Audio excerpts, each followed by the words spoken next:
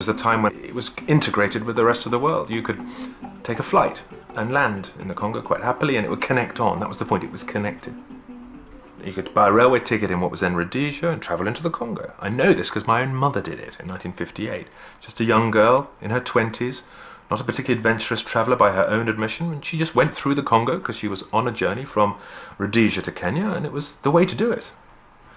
And for me, one of the tiny little examples is that Hollywood could send a big film crew with a producer, with a big fat cigar. John Huston, a colourful, amazing, want to shoot the elephants kind of character as the director. Send those guys and a 40 crew with their soundmen and their gaffer boys and their best boys and all of this up the Congo River. About as far as it's possible to get. They went all the way to Stanleyville, then they went on the train, the Equator Express that cuts across the equator.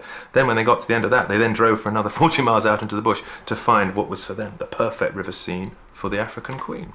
And it was perfectly doable.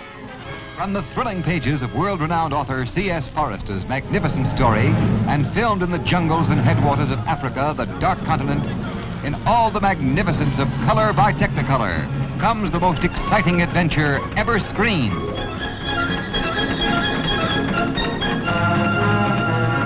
You promised you'd go down the river. There's death a dozen times over down the river. You promised. Well, I'm taking my promise back!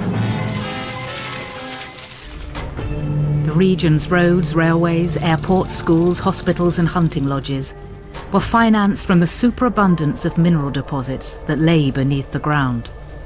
Forest products like rubber and oil palm brought in more revenue. The very fact that it was a rainforest provided another resource. The great cliche about the Congo, it is cursed with its resources. It has everything you could possibly want. It has power, hydroelectric power, more than anyone could dream of. If you could reasonably trap that river. Similarly, the Congo's copper deposits, again, the richest in the world. Cobalt deposits, the richest in the world.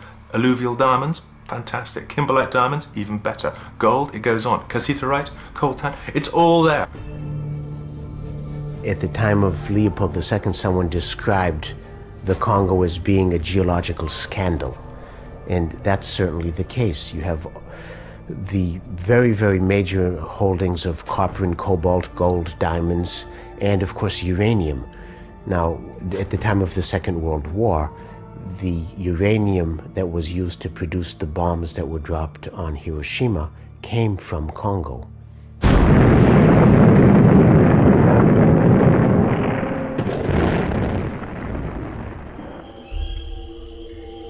The very riches that had facilitated the infrastructure and wealth of the Belgian Congo were to blight the country's future as an independent state. In 1960,